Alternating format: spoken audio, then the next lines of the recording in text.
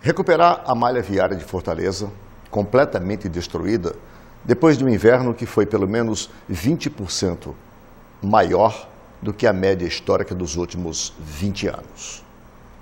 Saudar compromissos de campanha do tipo inaugurar os Cucas, o Hospital da Mulher, completar a sua equipe de gestão, pois ainda há problemas em alguns órgãos em função de impedimento legal, são apenas alguns dos muitos problemas que a Prefeitura Municipal de Fortaleza terá que responder ao cidadão fortalezense. Somando-se a isso, você tem ainda as intervenções urbanas que visam a preparação da cidade para a adoção de um melhor transporte público, e aí eu me refiro nesse instante a todo o sistema viário da cidade, reordenar o centro de Fortaleza, a transferência, por exemplo, do Beco da Poeira para que o Metrofor possa ali instalar a sua principal estação de transbordo, são também problemas que estão a exigir uma gestão, uma ação imediata da atual administração pública de Fortaleza. Se olharmos na perspectiva econômica, os problemas também não são menores. A crise econômica, os cortes promovidos pelo governo federal, fez com que esta cidade, segundo dados do secretário Alexandre Cialdini, perdesse até hoje já quase 50 milhões de reais. É para discutirmos estes e vários outros aspectos da gestão na cidade de Fortaleza que nós estamos iniciando mais uma edição do programa Visão Política pela FGF-TV, canal Universitário 14 da NET e Rede Pública de Televisão Cearense. E quem vai discutir e nos responder a todas essas questões que afligem diretamente ao cidadão fortalezense, que hoje tem uma sensação de uma certa letargia sob o ponto de vista da gestão na cidade. Obviamente, o programa teve o cuidado de convidar e recebe com muita satisfação mais uma vez para esta prestação de contas ao fortalezense a prefeita municipal de Fortaleza, a nossa colega jornalista, professora Luiziane Lins. Para debater com a prefeita Luiziane Lins, nós temos as participações dos nossos professores debatedores Dimas Oliveira, que colabora conosco aqui semanalmente, e Luiz Sérgio Santos, que também é um dos colaboradores permanentes do nosso programa. Eu sou Arnaldo Santos, peço a você assinante apenas um instante para um rápido intervalo e já voltamos com mais uma edição do programa Visão Política.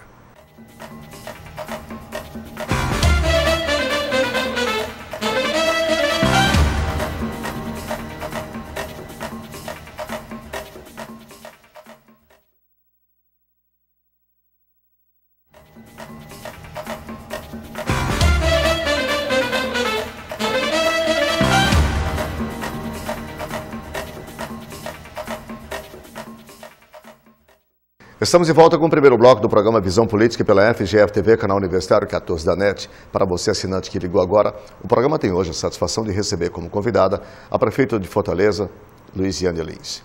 Para debater com a prefeita, nós temos as participações dos professores Dimas Oliveira e Luiz Sérgio Santos. E, obviamente, vamos aqui, prefeita, tentar entender os vários e múltiplos problemas que essa cidade enfrenta, a perspectiva de suas soluções e qual o encaminhamento que está sendo dado a partir de uma crítica que, justa ou não, mas feita pela imprensa, feita por setores de oposição na Câmara Municipal, segundo a qual a cidade não tem um projeto, não tem um planejamento para a resolução dos seus problemas, inclusive os mais comezinhos. Eu quero inverter, inclusive, essa lógica para pedir o seguinte: rapidamente, prefeita, faça uma autocrítica da sua gestão nesse instante. Exatamente, não é comum a gente fazer esse tipo de encaminhamento numa discussão como essa, mas eu pediria que a senhora fizesse uma autocrítica da sua gestão. Onde é que a senhora nota como realmente algo em que essa crítica pode efetivamente se encaixar? Ou, do contrário, se não acha, que diga. Bom, primeiro eu queria saudar aí todos aqui que estão assistindo o Visão Política aqui na FGV. dizer que é uma alegria também estar voltando aqui nesse momento e poder com muita tranquilidade, né, e aproveitando para saudar o Dimas, o professor Luiz Sérgio, e dizer que com muita tranquilidade nós estamos absolutamente tranquilos e a gestão tem discutido, nós temos discutido muito as dificuldades, não é um ano fácil para nenhum poder público, nem estadual, nem federal, além do município, mas assim, o que eu poderia começar a falar que pode haver uma autocrítica, né? Até porque, Arnaldo, diferentemente do que se apregou a setores da imprensa, nós temos um programa de governo, do primeiro governo que foi publicado, nós estamos publicando o segundo programa de governo, que foi também na campanha explicitado para a sociedade, e o que é muito interessante é que ele está absolutamente alinhado com o que está acontecendo.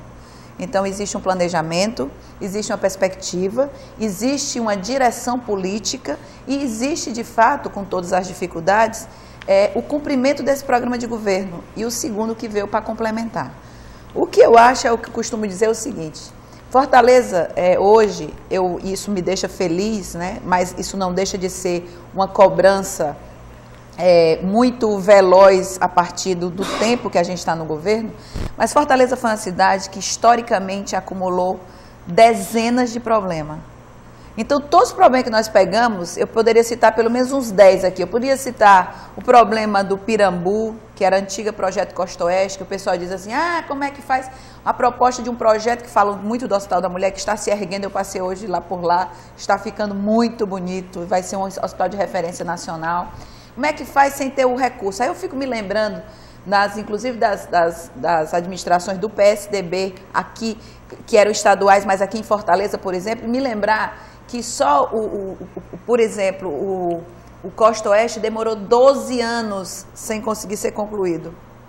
Lembrar que o Metrofó está há quase 16 anos e também não foi concluído pela gestão nem do senador Tajerissati, antes governador, nem no próprio governador Lúcio Alcântara. Então, existem projetos que realmente estão pendentes e ficam pendentes no governo porque, de fato, há o estrangulamento de recursos. Então, para mim, não é nenhuma novidade, por exemplo, estar dizendo que a gente teve dificuldade financeira, não é brincadeira. Por quê? Fortaleza detém o maior FPM do Brasil. Por quê? Porque o FPM é um recurso federal repassado, que ele tem duas combinações básicas e duas variáveis básicas. Quantidade de população, ou seja, quantidade do povo que mora na cidade, e a pobreza, o IDH. Então, significa que Fortaleza é a capital brasileira que tem o maior número de pessoas pobres. Você imagina governar uma cidade que tem o maior número de pessoas pobres. Daí o nosso FPM ser o maior. E daí que Fortaleza foi quem mais perdeu com o FPM no Brasil. Se a senhora me permite, mais do que pobre, nós temos gente ainda na indigência e na extrema indigência. E né? Sobre isso nós já... O CAEM acaba de publicar uma pesquisa, da qual eu fiz inclusive parte, todos lembram, faz 2 meses, que demonstra exatamente estes índices que são alarmantes. Alarmantes e que vem de quê? Você continua tendo um êxodo rural permanente. As políticas de 20 anos do PSDB não sustentaram o homem e a mulher no campo, isso é real. Tentaram aí, essa geração aí de empresários que governou o Estado durante um tempo, eles queriam industrializar o sertão. Essa industrialização foi completamente frustrada, com exceção de Sobral, que tem uma fábrica que mantém uma boa parte da cidade trabalhando. As demais experiências de indústria arrebentaram com a economia do Estado. Foi nada mais, nada menos que em 20 anos, 4 bilhões de renúncia fiscal que não retornaram para o povo. Então, o que é que acontece? Arrebentaram a agricultura, mesmo a agricultura familiar, com a perspectiva de que as pessoas iam trabalhar na indústria. Houve essa ilusão. Então, as pessoas abandonaram o serviço da agricultura. O que é que aconteceu? Não se criou nenhuma alternativa. Então, a migração para Fortaleza é altamente sistemática, permanente e cotidiana. IBGE diz que nós recebemos 150 mil novos moradores a cada 2 anos. E grande parte são nossos irmãos do interior que vêm tentar vidas melhores e daí a indigência. Mas eu queria dar um dado para você. Quando nós recebemos o governo em 2005, existiu 98 mil famílias cadastradas no Bolsa Família. Hoje nós estamos com 149 mil.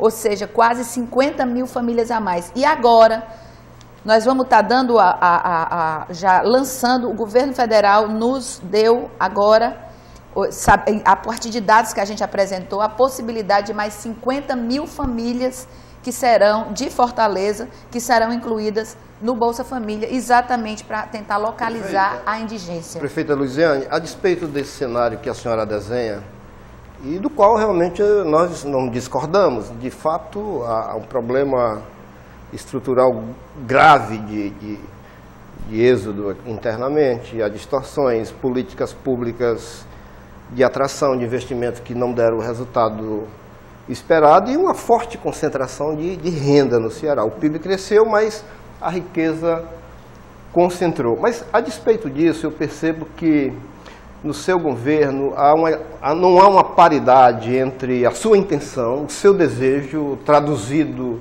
em comunicação, nos resultados. A gente percebe que há uma distância enorme entre a intenção e o resultado. Tem vários exemplos. Dê um exemplo aí. Tem vários exemplos. Entender. Eu citaria, por exemplo, o cronograma de obras atrasadas, os CUCAs, mesmo o caso do Hospital da Mulher, que várias datas foram marcadas e por várias variáveis a obra ainda está aí. E agora um exemplo comezinho mesmo de varejo, que é a operação tapa-buracos. Quer dizer, a gente tem uma comunicação da intenção, mas o resultado não se traduz na mesma velocidade da sua intenção, da intenção da gestão. E nós, como moradores de Fortaleza, o que nós queremos? Que a coisa funcione. Nós queremos realmente essa seguridade de ir e vir. Queremos que o código de postura seja aplicado. Por exemplo, quer dizer, eu acho que nenhum cidadão em sã consciência vai querer sabotar a gestão, vai querer que não dê resultado. Então, mas tem muitos cidadãos em sã consciência que quer sabotar a gestão. Eu vejo essa disparidade. E entendo também, como jornalista e como cidadão, que de fato há problemas de dotação orçamentária, até essa política recente do governo de fazer cortesia com o chapéu alheio, da redução do IPI para os automóveis, que acabou impactando na sua receita e na receita de várias cidades. Mas a respeito disso, por exemplo, o seu gabinete em 2008 teve uma despesa de 30 milhões em assessoramento e em outros custos. Quer dizer, acho que também a gestão poderia fazer o dever de casa e não fez. E tem alguns convênios via Caixa Econômica que foram cancelados de repasse a fundo perdido porque se perdeu prazos. Quer dizer, eu vou esclarecer isso para você. Pois não. Então, são questões que se colocam muito no sentido também de que a coisa funcione. Porque, na verdade, a cidade funcionando vai ser bom para todo mundo. Até vamos por parte. Primeira coisa, assim, como eu falei, se teve aí um Metrofó há 16 anos, exatamente quando o Fernando Henrique era presidente do PSDB, e o Tasso não conseguiu concluir nem conseguiu avançar. Eu tenho aí a Costa Oeste, que foi um drama durante anos e anos antes, que nunca conseguiu sair. Imagina a gente pegando esses problemas, todos esses problemas estruturais, que o governo municipal nunca resolveu. Eu, às vezes, paro para perguntar, me diga um problema histórico na cidade, que nos 14 anos de administração do Dr. Juracy foi resolvido. Você disse assim, não, isso aqui está resolvido. Esta administração resolveu esse problema. Eu queria um. Não existe isso. Deixa eu explicar, professor Luiz Sérgio. 700 pontos de buraco nessa cidade já foram tapados. Nós estamos gastando 22 milhões nessa operação, são 73 equipes.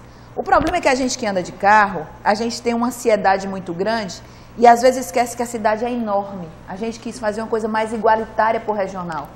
Era muito mais simples para mim ter tapado todos os buracos ali da área nobre e depois ir para a periferia. Mas a gente tem tido uma forma de ver a cidade de forma mais integral. Então a gente definiu que prioridade eram as linhas de transporte coletivo urbano, era a linha de concentração de maior população, perto dos terminais, mas a operação tapa-buraco ela continua, nós pedimos 90 dias. Os 90 dias acabam no final de agosto para a primeira etapa. Porque choveu até agora, semana passada tivemos chuva. Asfalto não combina com chuva. Surpreendentemente nós tivemos uma semana que choveu vários dias, que não se esperava mais. Então, eu digo muito o seguinte, eu não espero que a imprensa faça elogio, mas também esperava que fosse mais condescendente. Por exemplo, Fortaleza foi uma capital brasileira do Nordeste que não morreu um cidadão. Isso, para mim, é um valor inestimável, porque buraco se tapa, vida humana não se recupera. Então, você teve aí São Luís, você teve Maceió, você teve Salvador, você teve Recife, todas morreram pessoas em função das chuvas. Segundo o New York Times, em 49 anos, foi o terceiro maior inverno mais rigoroso da região Nordeste. Como o Arnaldo Santos falou, tivemos um volume superior a 20 anos o volume de chuva. Agora, prefeito, só um parênteses. A qualidade das obras é muito ruim, porque a senhora fala que asfalto não combina com chuva, mas essa teoria não se prega em Londres, por exemplo, que chove todo dia o ano todo e o asfalto está lá intocável. E algumas obras... Não se combina com o momento que com a você qualidade, está recuperando. Pois é, mas com a qualidade de certas obras, porque aqui mesmo no Ceará, em Fortaleza, a gente teve alguns trechos de obras que choveu e está lá, intocável. Então, também eu acho que a qualidade da obra, que o setor público deve fiscalizar, porque está pagando e tem que ter qualidade na entrega, e muitas vezes a empreiteira contratada não entrega a obra do modo que foi licitado ou foi comprado. Então, quer dizer, tem certas coisas que... Eu acho que essa presença pública da gestão também, o cidadão está sentindo essa falta dessa ênfase na presença pública da gestão. Prefeita, eu vou pedir para fazer um intervalo, que a produção já me avisa que nós temos que fazer um intervalo, e quando voltarmos vamos sequenciar essa discussão a partir dessa perspectiva que o Luiz Sérgio coloca da qualidade da obra. Eu devo apenas aqui, por uma questão de compromisso com o assinante, da boa informação, quando a prefeita se referiu que não morreu nenhuma pessoa em Fortaleza este ano... Este ano não, desde que nós assumimos. Ela está se referindo ao problema que nós sempre tínhamos com as áreas de risco em Fortaleza, inclusive, em que quando os rios Maranguapinhos e todos os outros cortam a cidade, o próprio Cocó e o Ceará enchiam, transbordavam e muitas crianças tiveram suas vidas ceifadas nesses períodos. Hoje não ocorreu mais em função de uma ação preventiva. Desde 2005 da prefeitura nós não temos sobre um dano isso. grave. Há um outro aspecto aqui que eu queria colocar, e esse é um compromisso meu, é uma cobrança minha. A prefeita anunciou que para tapar os 700 pontos de buraco dessa cidade, está gastando 22 milhões de reais. Deixa eu só corrigir. 700 pontos foram até agora tapados. Para a operação total, nós vamos usar 22 milhões. 22 milhões, pronto. 13 hotéis, 5 estrelas de Fortaleza, devem aos cofres públicos municipais de ISS, preste atenção, 13 hotéis, olha o tamanho da vergonha, devem aos cofres públicos municipais 28 milhões de ISS. Me disse ainda ontem, antes de gravarmos o programa, o secretário Alexandre Cialdini. Faz um mês que eu assumi um compromisso com o fortalezense que vou cobrar isto toda a semana neste programa. Porque dono de hotel 5 estrelas, que fica cobrando da prefeitura, que a cidade seja bem cuidada, seja limpa, que a prefeitura tem que investir em turismo, cobra da prefeitura e cobra do governo do estado. E que não repassa o ISS esse que quando eu me hospedei lá, já paguei, ficou lá no meu cartão de crédito, ele tinha só que repassar para a cidadania fortalezense. Isso tem um nome no Ceará, chama-se apropriação indébita, para ser educado, mas no popular é roubo, é desvio. Isso mesmo. É usurpar, é subtrair. Isso é vergonhoso. Então, os senhores donos de hotéis, desses 13 hotéis, paguem esse ISS à cidade, que a cidade precisa desse dinheiro. São 28 milhões. Vou fazer um intervalo e quando voltarmos vamos sequenciar essa discussão.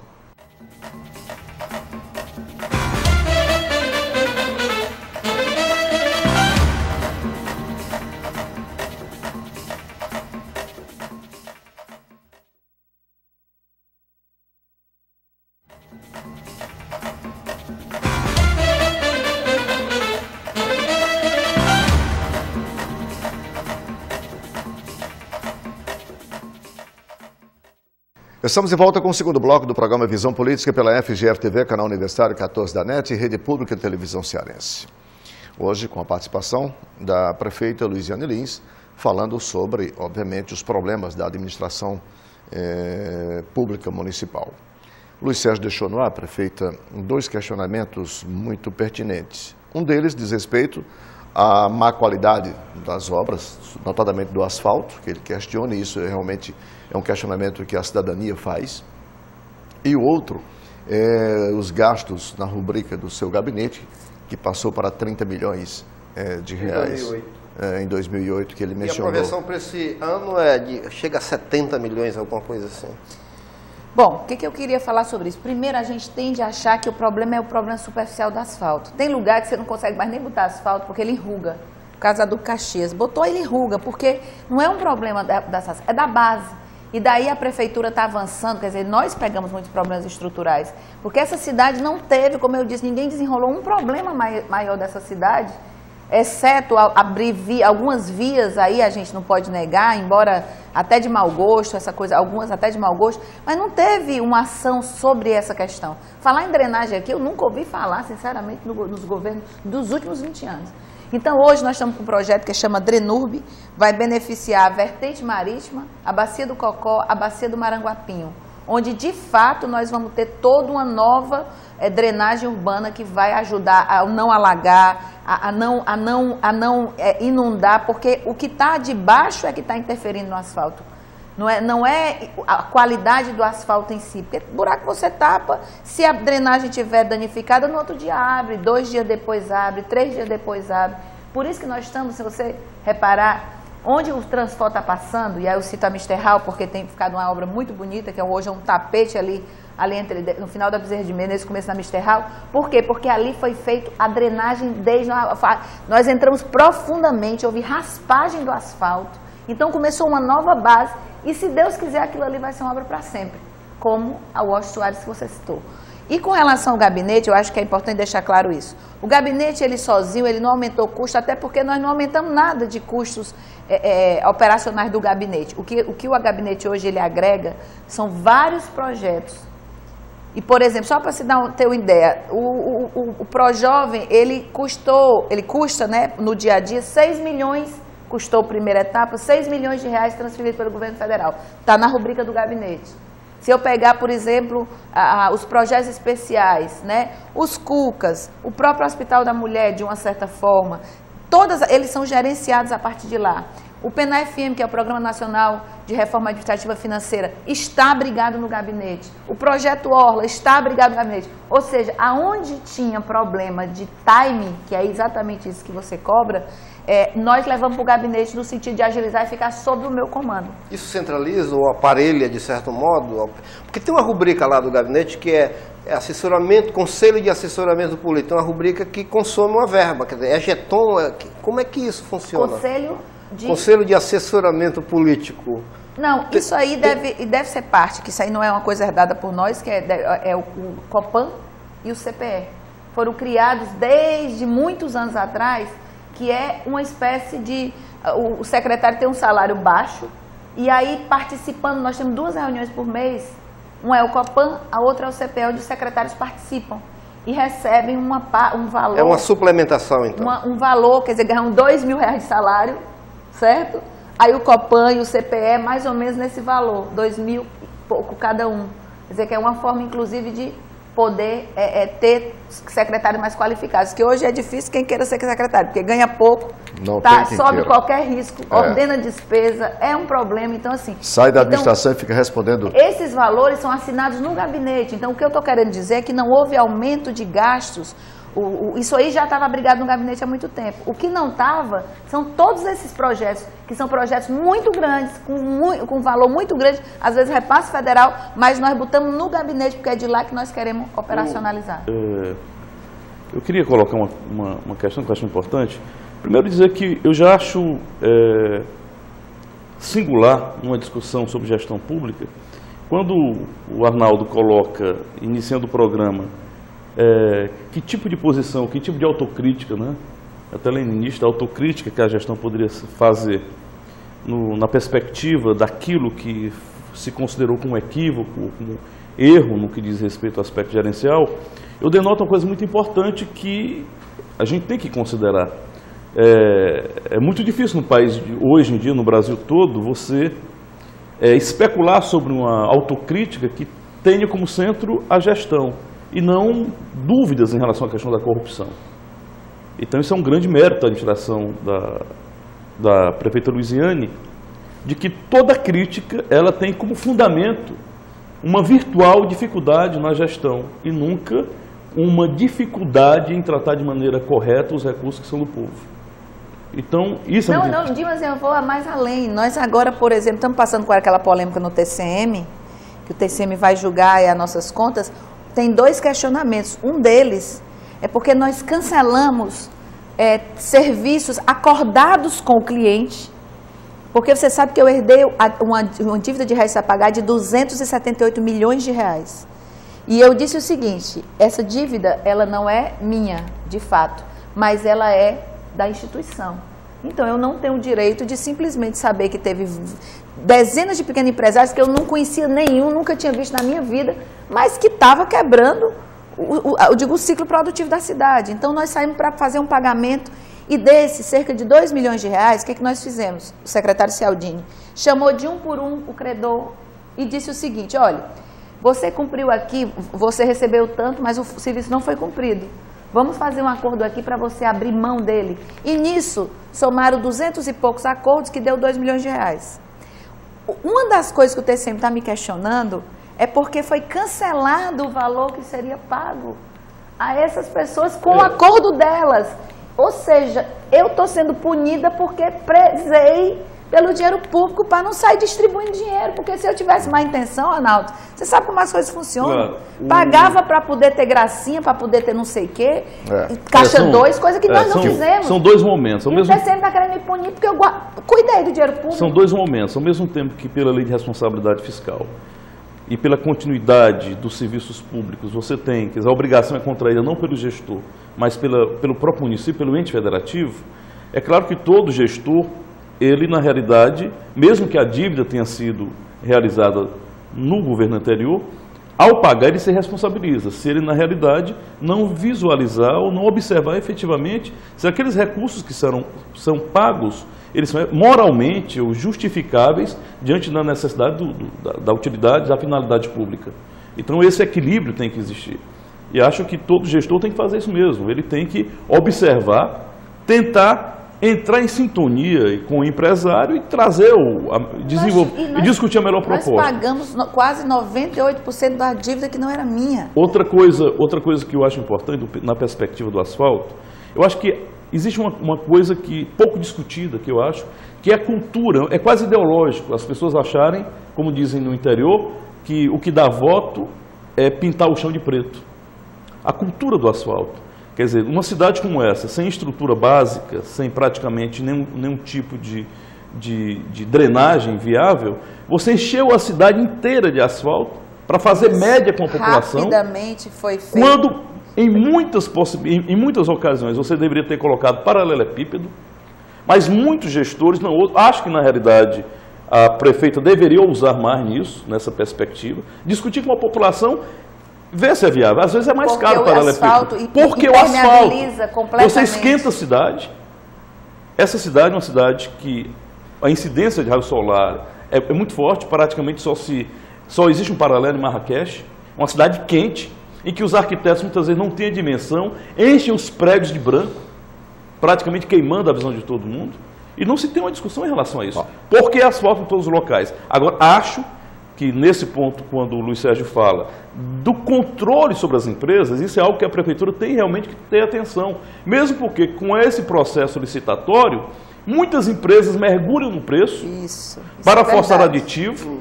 O chefe do executivo, muitas vezes, as equipes não têm, às vezes, a dimensão ou o conhecimento necessário para impedir que uma empresa, usando de má fé, vença uma licitação e o cidadão é obrigado a aceitar uma empresa que não tem competência, colocando asfalto numa qualidade inferior e haja controle. Mas porque aí, se você for atrás... Aí, se você me permite, cabe também a uma comissão de licitação ter, primeiro, preparo técnico, segundo, coragem, para não necessariamente apontar como ganhador de licitação apenas quem apresenta menor preço, porque lá a lei 86666, ela combina preço e técnica. Não, em alguns momentos, mas tem um aspecto. Em alguns momentos, que deve prevalecer é a técnica dependendo da obra e não o problema.